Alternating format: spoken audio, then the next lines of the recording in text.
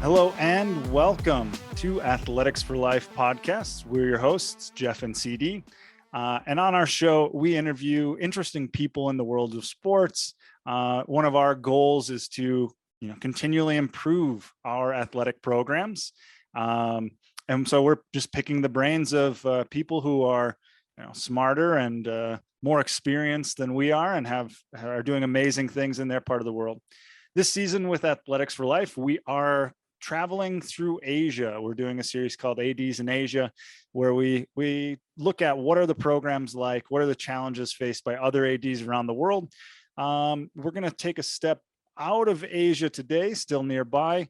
So Jeff, why don't you go ahead and introduce our guest for today? Yeah, so we're going a little bit more the other side. We're going to the UAE, technically Asia, maybe not. They play in the Asian Football Cup. So we can go there. We go to talk to Phil Mathe. I hope I said your last name correctly. It's a difficult one, but it's okay. Phil's the director of sports, head of PE at Brighton College Al Ain, the third largest city in the UAE. He's been in Egypt, in Kenya. He's moving on next year to Saudi Arabia, just around the corner for him. We connected through LinkedIn. Very outspoken, very passionate person about PE and to drive PE forward. So it's very interesting also to have someone more from the British system again. It's always good to have a variety of guests on the podcast to see different perspectives. So yeah, Phil is a great guest, great guy. So we're happy to have him on the podcast today. All right, let's go someplace warm. Yes, we need that. All right, so we're here with Phil out of the UAE. Phil, why don't you take a little bit of time and tell us kind of where you're at and then also where you're from and how you got there. Yeah, morning, guys. Thanks very much for having me. I appreciate it. And I'm following a long line of really interesting podcasts. So hopefully I can say something that will interest you. Okay, so a little bit about me. So I'm Phil. Pretty standard UK trained PE teacher, director of sport here at Brighton College in Al Ain, which is the third city in the UAE. So it's the one that no one's ever heard of. So you've got Dubai, everyone knows Dubai. Most people have heard of Abu Dhabi. No one's ever heard of Al Ain. It's just this other city in the middle of the desert, about an hour and a half away from both. We're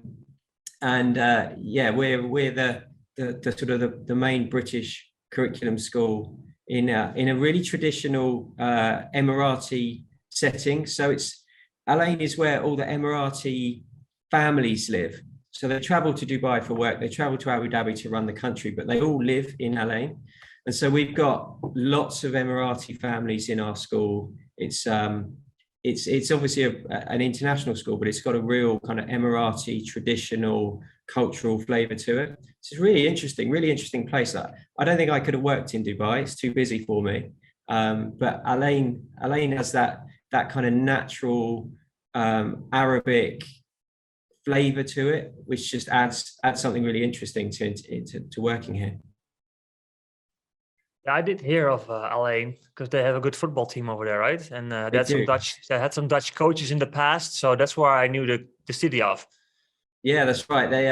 The Al Ain FC are one of they play in the Emirates Premier League, but they also regularly play in the World Club Championships, and they hosted it actually. In my first year here, Al Ain hosted the World Club Championships, which is a huge deal for this city.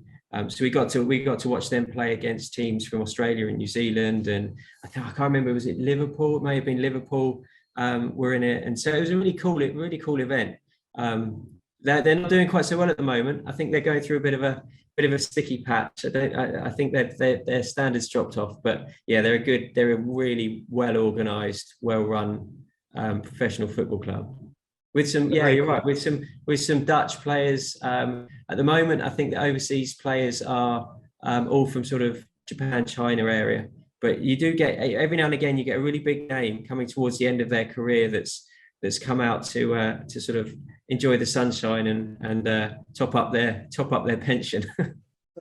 Yeah, exactly. Some warm weather and some more dollars, right, on their bank account. Exactly. Yeah. Phil, can you talk a little bit about, you've been in a few places in the world. Can you talk a little bit how you ended up in the UAE? What have you done before, after you left the UK?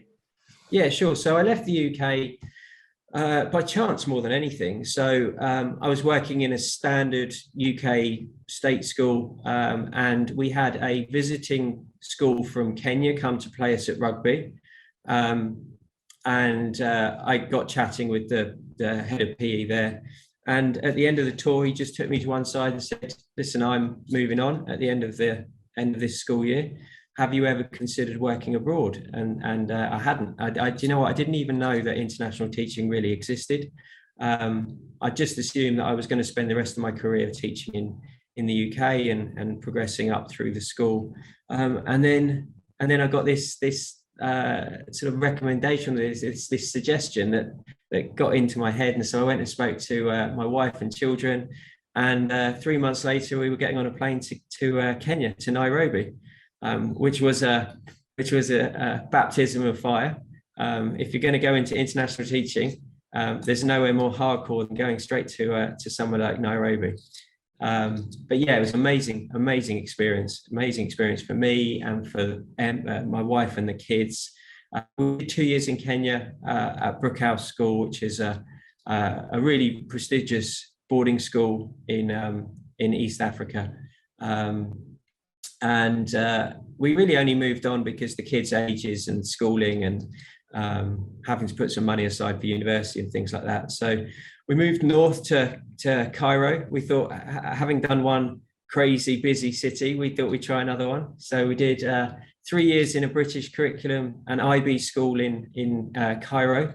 It's an amazing experience. And I probably learned more about international teaching in those 3 years than at any other stage. But again, wanderlust took over, the desire to see somewhere else. And so we started looking around. We had no real specific desire to come to the UAE, but obviously there's always lots of jobs in the UAE. It's always somewhere that people talk about when they talk about international teaching. And so it quite quickly became a target for us. And I was lucky enough to secure this role, which I've been doing for 4 years. Absolutely love it. But again, just got to the point this year where my wanderlust has kicked in again. And so at the end of this year, we're moving on again, staying in the Middle East. We're moving one city to the west, to Riyadh in Saudi Arabia, for another adventure. That's awesome. That's really cool. Were you always the director of sport or the athletic director? I know different schools often have different titles for it. But how did you kind of get into that role? Yeah, so I mean, in the UK, I wasn't. In the UK, I was just a PE teacher trying to. I went into teaching quite late. So I retrained as a teacher when I was 27, 28 years old. And so I found myself with this real ambition, because I was a bit older, because I knew that I didn't have quite as long to be a PE teacher. I always had this ambition to progress quite quickly, and moving internationally gave me the opportunity to take on leadership that I potentially would have had to have waited quite a lot longer for in the UK. So I moved to Kenya as head of PE, so effectively second in charge. So there was a director of sport who I learned loads from in the 2 years that I was there.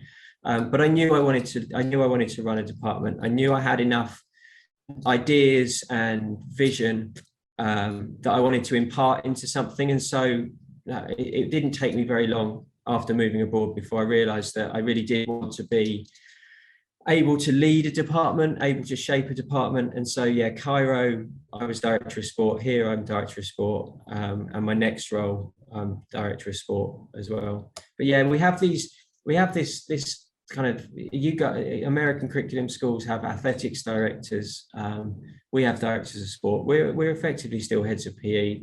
The roles vary slightly from school to school, but yeah, I mean, I don't really use the name or the term director of sport. I'm head of PE and sport at this school. And it doesn't really, I don't think it really matters what your job title is more as much as how you go about doing the job. Yeah, that makes total sense. Yeah, that's true. And what's your PE loads at the school? Do they teach a lot of full-time load, or is it just part-time? Yeah, so I'm quite lucky. So we have a 30 teaching period week, and I teach 18. So I get 12 kind of strategizing PPA free periods, whatever you want to call them, which I know is quite generous. But then the reason for that is that because sport is seen as important, PE is seen as important here. The perception is that the admin that goes behind that is equally as important as any of the teaching that I do. So I'm supported by an amazing department, really strong bunch of PE teachers who can carry the burden of the teaching load, to give me that extra bit of time to really think about the bigger picture. And especially over the last couple of years with, I mean, you guys will know the kind of COVID situation, having that time to reflect and strategize and rebuild and modify has been really important. And I think if you're really going to take that leadership role and do it properly, you need that time. But you also need that time without it impinging on your downtime, because I think it's a very stressful environment, isn't it? At PE in general, we're always busy. There's always something going on. You're always having to adapt to something. And if you don't have that time to just sit back and reflect and think about what's coming up and what the next phase of your evolution is, you just end up getting stuck in this constant cycle of teaching. And you don't get that opportunity to sit back and really think about where are we going? What are we trying to achieve? How are things changing? Our school here has changed immeasurably over the last 2 years due to COVID. Our pupil demographic has changed. The kind of activities and things that we need to provide, the way that we provide them has all changed because of COVID. And so I've been able to sit back and reflect on that and to plan for that. Whereas if I'd just been teaching a full teaching timetable, I just wouldn't have had that opportunity. And arguably we wouldn't be offering the program that meets the needs, because we would have just carried on doing the same things over and over again. Yeah, I find I do know I'm very lucky, and I do know lots of heads of PE, directors of sport, athletic directors have much higher teaching loads. So yeah, I do appreciate it. Yeah, it's definitely important that you've got time to both do the job as the director of sport or the head of PE, but then also to teach your classes, right? Because if you've got just enough time to do your AD job, but not enough time to really like plan your PE classes, then your PE classes suffer, right? So it's definitely a balancing act for sure to make sure you can get that just right. I find that's arguably one of the hardest things to balance is making sure you're giving the focus to your classes, especially your academic classes, and you're not letting that drift as a result of you putting so much focus on the bigger picture. So yeah, I have to make sure I schedule time each week to sit down and plan those lessons properly, because fundamentally I'm a teacher and my responsibility above everything else is to those pupils in my classes. So definitely. Yeah. What does your the program at your school look like? What sports do you run? What are your facilities like? Kind of just give us an overview of what do you do there? Okay, so start with, facilities wise, we're very lucky. We're a big campus in the middle of the desert. And so when they built the school, they really thought about ensuring they had enough facilities for the growth that they were looking for in terms of pupil numbers. So we've got 2 sports halls, we've got football pitches and athletics tracks, swimming pools, outdoor basketball courts, tennis courts. We've got everything that we could possibly need as a department. And then we've got reasonably small student numbers. So we're only actually about just hovering around 900 to 1,000 each year. And so we've got lots of space for the number of pupils. So we're very lucky in that context. In terms of what we offer, so it's evolved over the last few years since I've been here. So when I first joined, it was a very traditional British independent or private school type curriculum. So we did competitive sports, traditional British competitive sports. So a lot of football, a lot of cricket, netball for girls, and kind of those sports you would expect to see in a British independent school. But what we realized really quickly was we weren't necessarily meeting the needs of our pupils through that approach, because we don't have a huge amount of kids from those kind of countries in our school. And so we were trying to force them to learn about physical education, physical literacy through sports that they couldn't really identify with. Because other than, I mean, they all, everybody globally plays football. They all understand football, but you're trying to teach them to play rounders or netball or rugby. Then they're never going to play those sports outside of school. They're never really going to engage with those sports. And so we needed to look and see what activities we could provide that were going to be more culturally relevant within this context. So we went through, and then COVID came along, and COVID gave us the perfect opportunity to reassess everything. And so what we do now in here is we've really moved away from a sport-specific curriculum, and we've really embraced the idea of physical literacy and concepts. We did a huge amount of work around the idea of concept-based curriculums. So rather than teaching skills-related activities, we teach activities that look at things like leadership and collaboration and communication, those kind of more holistic skills. So we still teach sports skills, we still teach physical concepts, we still teach fitness to a certain extent, but we look at all the other kind of life skills that we think the pupils at our school are going to need to take away with them into their adult lives. So we talk about things like diplomacy and, being able to debate around a topic. We talk about leadership really strongly, because in the context of our school, a lot of these kids are going to go on to be leaders within this country. And so an understanding of different types of leadership and how to be a leader is really valuable to them, and arguably more valuable than understanding how to play cricket. So we've taken a real kind of sideways step, and we've moved away from that very, very sports related approach. And it seems to be working really well. So it's still in its infancy, it's still evolving, and we're still assessing the impact that it's having, but it appears to have really engaged with the pupils.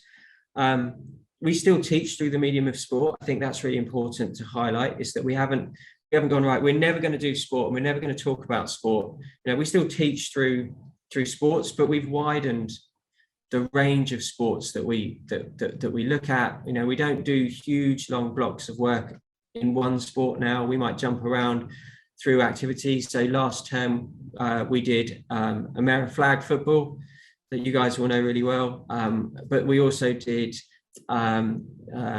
football. We also played foursquare, and we combined all these activities together, and they did little blocks, but they were all looking at collaboration, communication, and coordination and control.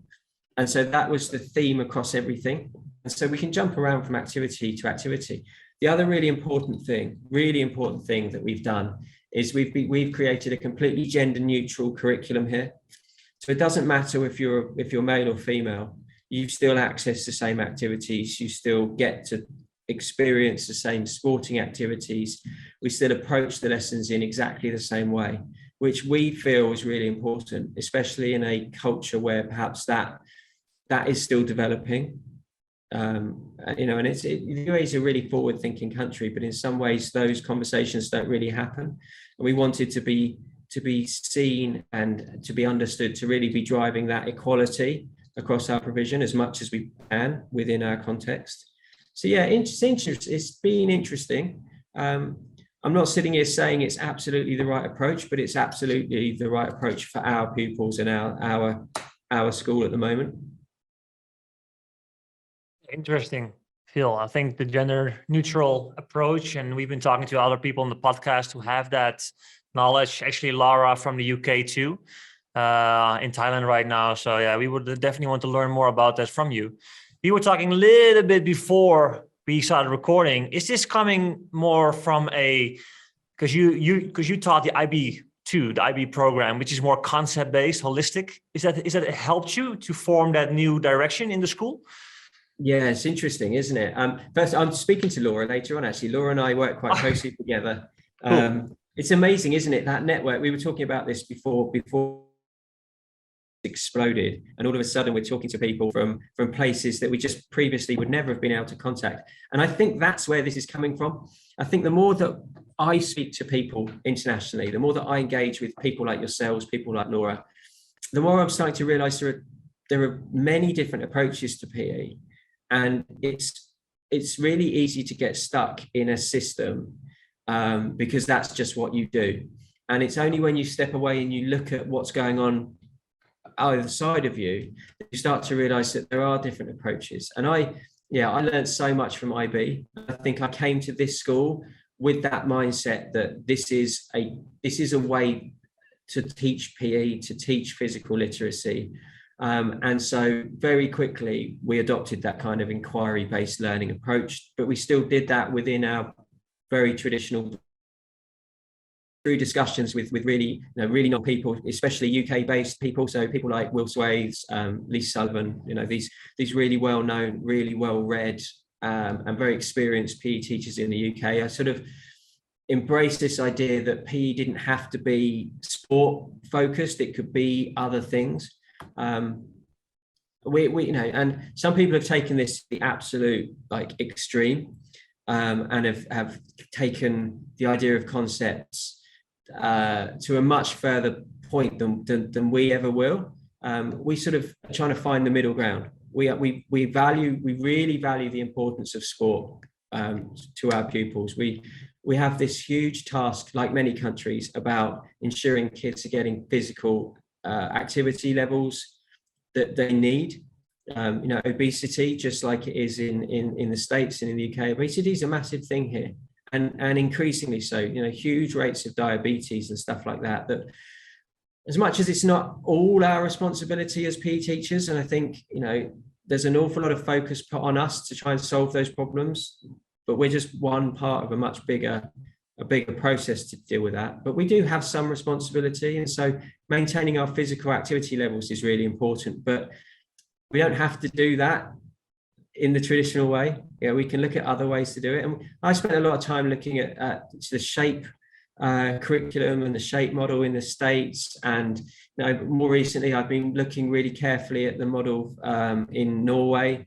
The joy of sport for all approach. And it all just embeds itself within our thinking, and then we kind of adapt our curriculum to take on all these really, really nice, clever things from elsewhere.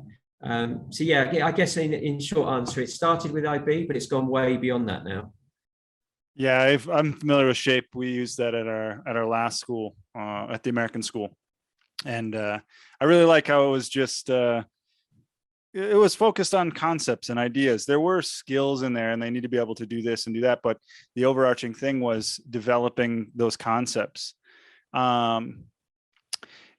You've mentioned a couple of times, just not to go off on a tangent or anything, but kind of COVID, and it's affected all of us in different ways, depending on where you are in the world, and the government's response to COVID, depending on where you're at. How's it been for you at your school? Well, we're still right in the middle of it, and so actually, as I'm sitting here now, there are conversations going on in our junior school about whether they can stay open because they're having another mini wave of cases. We only opened to all our pupils yesterday, so up until yesterday, we only had some year groups in, and others were still at home. It's been a real turbulent couple of years for us. And we didn't close and stay closed. We closed, and quite rightly, the teaching authorities here tried to get the schools back open, and took a really kind of forward-thinking approach to it, that we need to provide really good distance learning, but we definitely need to try and get the kids back into school as quickly as we can.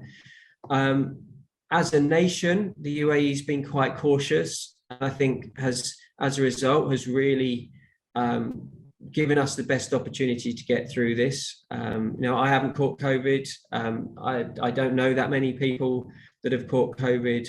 And I think a lot of that is to do with the approach that the country has taken to it. So I've been we as a family are really grateful that we've gone through it here, because we feel like it's been treated in a really grown-up, sensible way, which it definitely hasn't been everywhere. And we've got family back in the UK that, now, I can't believe some of the things that you hear coming out of the UK about the approach to it. So I feel really lucky that we got to experience this here, but it has been challenging. It's been, distance learning was tough, especially in PE. It doesn't really matter how you approached it. It's just hard, and anybody that says that they found the idea of teaching live PE online 6 times a day to 6 different classes, that they're either some kind of superhero, or they didn't find it as easy as they may be telling us that they did. And there were times when we really didn't know where to go with it. When you've done it for 6 weeks and you're looking at another 5 or 6 weeks ahead, and you've gone through all your good ideas for all your fun activities, and then you're thinking, right, well, we've got to do this again.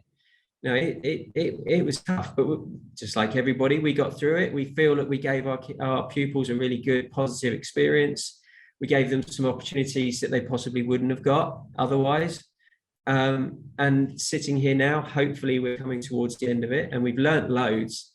And as a group of PE teachers, we've been able to do this kind of thing. And I think that's been really valuable. And talking to other PE teachers globally, within the UAE, within our city, has allowed us to provide more to our pupils going forward. And I think that's what we'll take away from COVID as a PE department. It's given us an opportunity to grow. It's given us an opportunity to evolve what we do and to be even better once COVID is a memory. And even teaching it with a concept-based more idea, PE is still very hard online, because it's still very hard. It's very hard. Yeah. I've done it myself, and it's not easy. Yeah, it swings and roundabouts. You guys know that term, swings and roundabouts. So some things were, in some ways, it made it easier because we could do activities. We could put them into breakout groups and get them to communicate and to collaborate and explicitly look at those skills. And in some ways that was easier than trying to do online fitness classes, wasn't it? Or online cricket lessons or whatever. But in other ways, you run out of ideas quite quickly. I think if you're not teaching, you've not got one sport, you're not delivering that sport for six weeks, and you just adapt your existing curriculum into that online medium. I tell you what it did. It made the thinking process harder, and we think about what it was that we were trying to deliver. I saw amazing schemes of work being delivered by people online around things like basketball, with PE teachers standing outside of their front door teaching free throws or layups, and possibly that was more straightforward than trying to teach, for example, resilience. Because even in a physical environment, teaching resilience is challenging. So trying to shift that online, that was a real tricky one. But yeah, it is our curriculum. We decided this is what we're going to do. So distance learning, we just had to make it work. What has the COVID and the impact has done to the sports programs, the more competitive sports for you guys, and what are you able to do right now, or what does it look like the rest of the year? Well, it decimated it completely. It stopped in its tracks. Different Emirates here took different approaches. So Dubai tried to keep more going. I think Dubai has a slightly more kind of Western approach to schooling than Abu Dhabi, with its slightly more traditional roots. And so Dubai tried really hard to keep its competitive sports programs up and running as much as it could. Abu Dhabi, we stopped. Abu Dhabi, ever since April 2020, there's been no competitive sport. So we can't do fixtures here. We can't do swim competitions. We can't go to tournaments. They're simply not running. We can't even go to local schools to play fixtures. For a long time, we weren't even allowed to do anything that resembled competitive sport in school. So it really was limited. It's slowly starting to come back now, but very slow. So I don't envisage us being allowed to play fixtures this academic year. I think this will probably see out the rest of this year in the current sort of phase, and then hopefully it'll start to come back, or it will come back next academic year. But it's been a real challenge, and the biggest challenge to it is trying to keep the pupils motivated without the opportunity to play sport and do physical activity. For a long time, what we were even allowed to do in our phys ed lessons was really limited, and trying to keep the pupils motivated and wanting to be engaged in sport became a real challenge and a real focus for us, because they were just sitting at home week in, week out, sitting like we are now, talking to the teacher, or even not talking to anybody all day. And then twice a week, a PE teacher would pop up and say, right, come on, we've all got to go outside and do some physical activity. And it became so important because that was all they were getting. And now that the pupils are returning to school, what we're seeing is there's a massive desire for it, because they've suddenly remembered how important sport, physical education, recreational activities are to them. And so we've got huge take up for our extracurricular activities, even though there's no competitive element to it. And so our job now is to make sure we maintain that once we can start doing fixtures again, that we don't start to shift back towards a real competitive focus, and we maintain that sport for all approach, which is really important to us. You've kind of hinted at it a few times in several of your answers, or several of your responses. How have you been able to kind of implement your personal philosophy about sport and PE into the program that you're at now? Especially with a lot of the challenges that COVID has put in front of you. Yeah, it's interesting, because when we go back to when we were talking about being a director of sport, or head of PE, one of the reasons was because I have a real vision of what I think PE can evolve into over the next few years everywhere.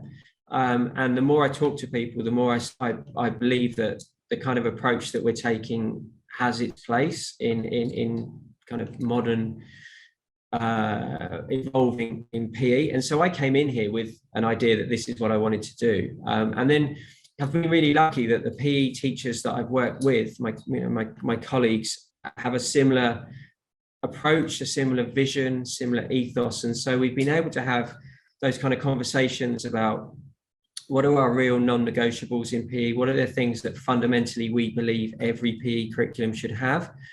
And then where do we agree? Where do we disagree? We spent a long time just having department meetings just turned into kind of open discussions and very philosophical kind of debates about what we thought PE was, what we felt PE was here, what we felt PE was individually to ourselves, what are our core beliefs. And so I've been really lucky that as we've progressed, I haven't had to drive this too much within this group of PE teachers, because they've all believed it from the outset. And I do understand that it's sometimes quite controversial. I do understand that there are other types of PE teachers in other parts of the world taking very different approaches to it. And I think it's really important that we all take a positive approach to those differences. But this is what I believe. This is really what I believed. And the more time I spent in this school with these pupils, the more I just believed that this had to be the approach for these pupils currently. And if the school dynamic changes, if we suddenly get a huge influx of pupils from a different part of the world, then of course we would need to adapt again. But right now, in this context, this is absolutely the right approach for these pupils. And I say to a lot of people, whenever I'm doing these kind of things, whenever I speak at conferences and stuff, my kind of mantra is context is key. And I really believe that these kind of not conflicting, but these slightly controversial discussions about what PE should be really, when we think about it, it comes down to the fact that your PE program cannot look like mine. Your context is totally unique. You know, you guys both work in different schools and your schools will be completely different. And so, Jeff, you couldn't put Craig's curriculum into your school and expect it to work. You just couldn't do it. You guys couldn't take my curriculum and dump it into your school and expect it to relate, expect your pupils to relate to it. Context is everything. And so therefore, no one's right and no one's wrong, because what works for you, and nobody can tell you it doesn't, because you've done the research, you've looked at the pupils, you've done your student voice stuff, all these things that we talk about. You've thought about your why and you've thought about your who, and you've built a curriculum that works for you in your school now. And no one can tell you that's wrong. And these arguments about, well, PE should definitely be this or PE should definitely be that, just don't stand up when you put it into your own context. Great. I already have a few quotes I can use on our descriptionary, Phil. So thanks for that. That's great. I'm wondering, so if you are an athletics director working with your coaches or head of PE department working with your PE team or both, how many times do you have those conversations, and how do you share that philosophy, and how you make sure that you have a common understanding that parents know, that students know? So how many times do you have those conversations, weekly or bi-weekly or monthly?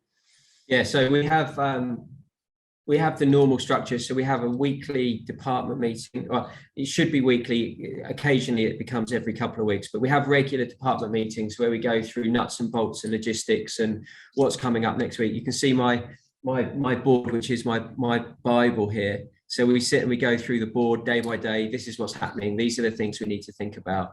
But we always, within those meetings, put time aside to discuss something. And quite often I'll get the guys in the department to think about something that they've either read, reflected on, something that's happened. And then we'll talk about that just at the end of the meeting as more of a discussion. And then the other thing that I do, and I've learned this over the 10 years that I've been leading PE departments, is I will just instigate conversations in the department. So, we're lucky we have a department office. Everybody comes in here in between lessons. We have lunch together. We sit here for a bit after school if there's no extracurricular activities. And I know what their timetables are like. So I know when the pinch points are, when they're busy and when they've got a bit more time. And so I'll just drop a random thing into the air in the department and just see where the conversation goes. So I did it the other day. So we're looking at the idea of courage next term. And what does courage mean? And why do we need to teach our pupils courage? I need to put a bit of time myself into thinking about exactly what the curriculum plan for that looks like. And so I just dropped the question, why are we looking at courage, guys? It doesn't, what's the benefit? And then I just let the conversation go. And I knew that they were all going to be in here for 10 minutes, and I knew that they would just have that discussion, and I just sit back and just listen. And then if the conversation comes to a natural halt, then I just ask the question, why? Because why is the most open-ended discussion building question that you can ask. And so I'll just keep asking why. Well, why do you think that? Why have you said that? And the conversation gets really deep really quickly. And then I just absorb that and then take it away and kind of reflect on it myself, put it into some kind of plan. And then at a more formal department meeting, then we'll go through, okay, well, these are the thoughts that you came up with. This is what I think you said. How does this sound? So we have, I guess 2 levels. We have that informal kind of discussion based approach, but then we have the normal department logistical stuff that we have to do. That's a really good idea as far as just having those conversations and getting to the crux of what your department's thinking, right? And just asking, okay, why do you think that? Why do you have that approach? And it's getting them to rethink something they just thought. It's, when you think about something and then you have to think about why you're thinking that, and that just cycles. You get really deep really quickly, and you get into people's philosophy. And I think that's when you start to make really good decisions, because if you decide on something that people really believe in, they're much more likely to follow you. And then I was going to say the other big thing as a PE leader, and other PE leaders will know this as well, it's picking your moments is really important, because if you try and start a conversation when there's, you've got the rest of the department have got 5 lessons out of 6, they've got a swimming elective coming up, there's sports day in a week's time, and you've asked them to plan for that, and then you suddenly try and have this really deep conversation about why do we do this within, it's just, you have to pick your time, otherwise you just end up swamping them with knowledge and swamping them with information, and that doesn't turn into positive working relationships. Yeah, definitely. It comes back to what we had mentioned at the beginning, just having that time to reflect on your lessons, reflect on what you're doing, and then you're able to have those conversations. Yeah, exactly. Yeah, we're coming up towards the end, Phil. So what I'd like to ask is just what tips do you have for any upcoming athletic directors or directors of sport, or maybe PE teachers that are looking to get more into those leadership positions? What advice would you give to those people? So I guess the first thing is do it. It's the best job in a school, arguably the best job in the world, especially if you're the type of person that I am, the type of person that you guys are. There isn't a better job. Like, we can all be ambitious and go and be assistant heads and headmasters or principals, but really you're never going to get a job better than this one, because this is what you want it to be. You get the opportunity to build, and you get the opportunity to evolve things and lead things and impart things to other people. So if you've got any ambitions to be a PE teacher, then you should have ambitions to be a leader within PE. So yeah, do it.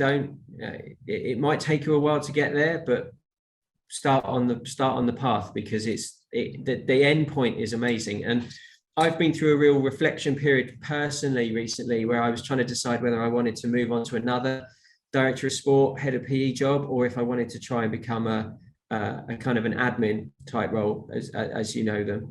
And really, when it came down to it, I still want to do this job. Like, I'm happy to do it somewhere else, but I love this job, and I don't feel like I'm finished with PE. And so, that I'll put that ambition to one side for a little while longer, I think. And then I guess the biggest tip that I can give to current leaders within PE is talk to people.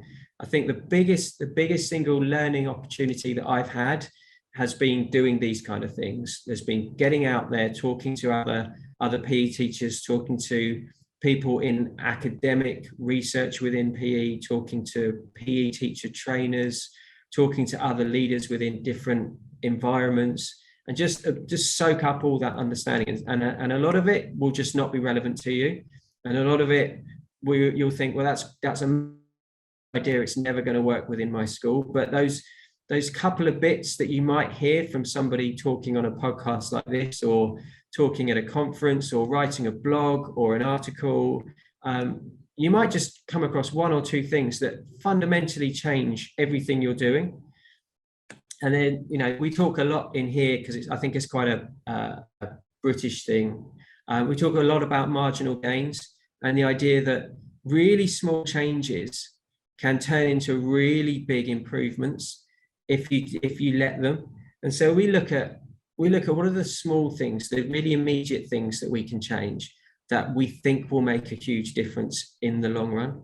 And if every PE department can just pick 2 or 3 things that they think, we could approach this slightly differently, or we could change this slightly to see if it improves it, then everybody would move forward. And the end goal, the end outcomes can be huge for your pupils. Yeah, those are some great tips. I think you've given more than 2 during the whole podcast. I've already written down some about your communication, and exactly the communication is so important. That's why we do this podcast, Phil, just because we take at least a few things away from everybody we talk to, which, like you said too, has an effect on our kids directly. So yeah, that's great. So thank you for that. So what is next for you? So you're moving on to Saudi Arabia next year. How does it look like? Your handover, leaving UAE, leaving your PE department. What does it look like? Yeah, it's It's bittersweet, to be honest, because I love this school and I love working here. And I sort of feel that I'm leaving halfway through a journey as well, but it's in very good hands. They're in the process at the moment of recruiting my successor. And it will be somebody that has a similar sort of ethos and approach to me, I think, because this is really, I keep pointing over here, but the reason I keep pointing over here is because on the board to my left is the curriculum. And so I keep pointing at all the posters and stuff, but you can just see my arm doing this. Yeah, it will be somebody very like me, I think, because this is really ingrained now within the culture of the school. And so I think the whole school sees the benefit of continuing with this approach. The reason that I'm moving on, I suffer from wanderlust and the desire to experience new things, and I get itchy feet. And 4 years has been amazing, but 4 years feels like the right amount of time for this current environment. Really exciting opportunity. I'm going to work at a relatively new school that effectively has a blank sheet of paper for its PE provision. I'm going to work with some amazing PE people as well, some people that I've looked up to and learned from, who have now moved on into kind of school leadership, but were PE leaders. And so I feel that my learning journey is going to continue and going to be enhanced by working with and for those people. So that's really exciting. It's a little bit further west, so time zones, it will help. We've got kids at uni at home that we want to obviously be able to stay in touch with, so that will help. And we love the Middle East. We don't really want to move away from the Middle East, but we want to keep experiencing different cultures. And Saudi's a big part of the Middle East and a big part of what makes this culture the way it is. And so we've always wanted to experience that. So it's quite exciting.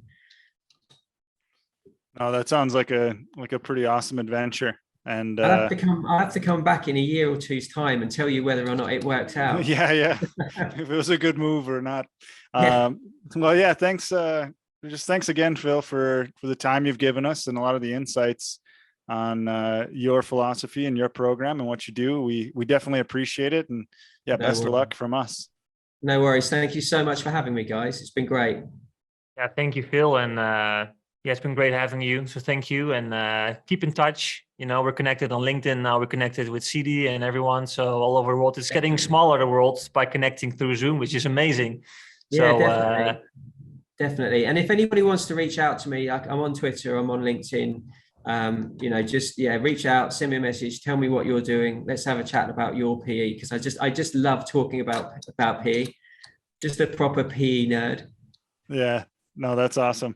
Thanks again, awesome. Phil. Excellent. We definitely appreciate it. Thank you so much for your time. Take care. Have a good day. See ya. Bye-bye. All right. So we just finished up an amazing interview with Phil out of the UAE in Al Ain. Yeah, that's really good points that he brought up about a number of things. What I really liked about our talk, though, was, a lot of times we focus more on the athletic director side of things and the extras outside of school, where you could tell that Phil really had a passion for PE and leading the PE department. And I guess it kind of goes to his situation currently, where all the extracurriculars have been shut down and they haven't been able to do anything or have anything that resembles that. So the focus has definitely been on PE. But I think for a lot of us, that's really important sometimes to not forget about that half of our job. Some athletic directors might not have PE under their wing, but it's definitely a big part of most of our jobs that, can at times not be such a focus, right? Because it's always there. If you've taught PE for a while, you've got lessons in the bag, you can just roll up and, okay, we're doing a basketball unit or we're doing a cricket unit or whatever it might be. And so sometimes it can not be at the forefront of your thought if you're always worried about how can we get games again? How can we get fixtures? What are we going to do for online, et cetera? So it was just kind of refreshing to talk to Phil and about something that he's obviously very passionate about. So that was one of my big takeaways. Yeah, no, definitely, CD, and it connects really well because we always talk about educational-based athletics, right? Mhm. And if your PE department's philosophy is totally different, that's not going to work, or it's a bit difficult. So you have to have those conversations. Like, you have to be on the same page. And his sports program has that connection with the PE program where the philosophy links, and the philosophy probably links with the whole school, what they're doing over there. Main takeaway for me was really how he communicates with his staff and with the people around him, the PE department, some of the approaches with the questions and with the why, and to just throw a question in there to let them go and think deeper about a topic. If you're an AD, you can do that with your coaches. If you're head of PE, you can do that with your PE teacher. So how do you structure those conversations, and what things can you do different? That's something that I would definitely going to implement for me. Some of Phil's tips, how he does that. So yeah, that's a really good takeaway for me, and I'm going to probably contact him about that maybe afterwards. So yeah, that's great. I think also the point he made about context is everything. We do these shows every couple of weeks or so. We interview really interesting athletic directors and people around the world. At times it can be a little discouraging, right? Like we interview these people and they're doing these amazing things, and it's like, oh man, you kind of think back to your program and, oh, I'm not doing that, or I'm not doing that, or oh, I tried that and it just kind of fell flat.